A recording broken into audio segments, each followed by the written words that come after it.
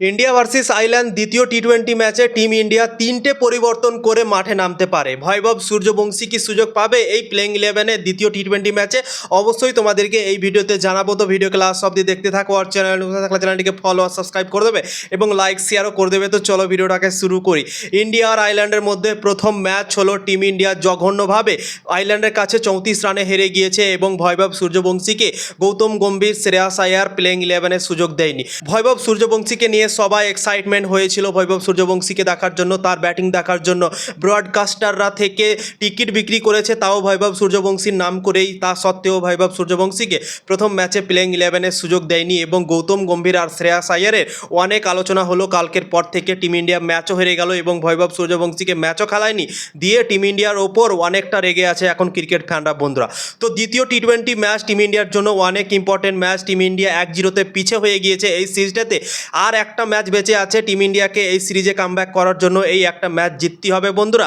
যদি ধরো কোনোরকমভাবে এই ম্যাচটা হেরে যায় টিম ইন্ডিয়া বা বৃষ্টির কারণে এই ম্যাচটা না হয়, তাহলে কিন্তু টিম ইন্ডিয়া এই সিরিজটা হারতেও পারে বন্ধুরা। তো টিম ইন্ডিয়া কামব্যাক করতে চাইবে এবং এই সিরিজটাকে একে একে ড্র করতে চাইবে এবং টিম ইন্ডিয়া তিনটে পরিবর্তন করতে পারে প্লেইং ইলেভেনে দ্বিতীয় টি-20 ম্যাচে বন্ধুরা আইল্যান্ডের বিপক্ষে। তো কোন কোন পরিবর্তন হতে পারে চলো এক এক করে তোমাদেরকে জানিয়ে দিচ্ছি। ভৈভব সূর্যবংশীকে প্রথম ম্যাচে প্লেইং ইলেভেনে জায়গা দেয়নি এবং ক্রিকেট ফ্যানরা অনেকটা হতাশ হয়েছিল ভৈভব সূর্যবংশীকে প্লেইং ইলেভেনে জায়গা দেয়নি, তাই জন্য গৌতম গম্ভীর, শ্রেয়াস আয়ারকে নিয়ে অনেক আলোচনা হলো। তো আমার মনে হয় দ্বিতীয় ম্যাচে চাপের কারণে, মিডিয়ার চাপ বা ক্রিকেট ফ্যানের চাপের কারণে হয়তো ভৈভব সূর্যবংশীকে গৌতম গম্ভীর ও শ্রেয়াস আয়ার মাঠে নামাতে পারে বন্ধুরা। সঞ্জু স্যামসনকে রেস্ট দিতে পারে এবং তার জায়গায় অভিষেক শর্মাও ভৈভব সূর্যবংশীকে ওপেন করাতে পারে বন্ধুরা এবং এই দুজন দ্বিতীয় ম্যাচে ওপেন করতে পারে ভারতের দল থেকে।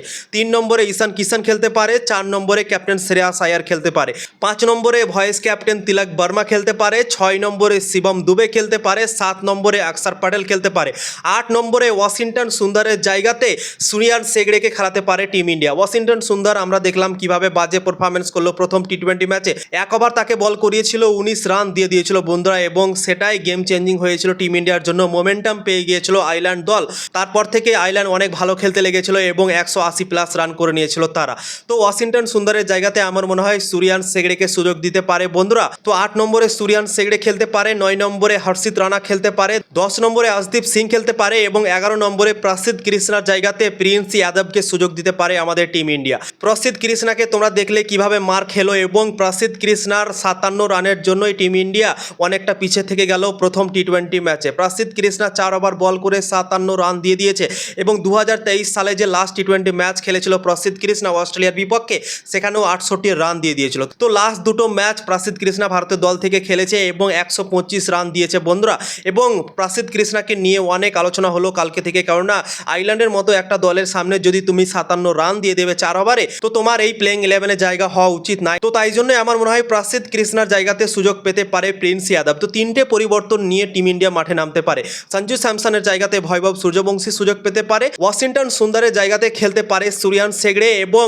প্রসিদ্ধ কৃষ্ণার জায়গাতে সুযোগ পেতে পারে প্রিন্স যাদব। তো এই তিনটে পরিবর্তন নিয়ে টিম ইন্ডিয়া মাঠে নামতে পারে দ্বিতীয় টি-20 ম্যাচে আইল্যান্ডের বিপক্ষে এবং গৌতম গম্ভীর আর শ্রেয়াস আয়ারের ওপর যে প্রশ্নটা উঠেছে প্রথম ম্যাচে ভৈভব সূর্যবংশীকে বসিয়ে রাখাটা, সেটাকে নিয়ে ভাই সবাই আলোচনা করেছে কালকে থেকে। তো সেই পেসারে আমার মনে হয় ভৈভব সূর্যবংশীকে দ্বিতীয় ম্যাচে অবশ্যই আমার মনে হয় খেলানো উচিত এবং খেলাতে বাধ্য হতে পারে টিম ইন্ডিয়া বন্ধুরা কালকের ম্যাচে দ্বিতীয় টি-20 ম্যাচে।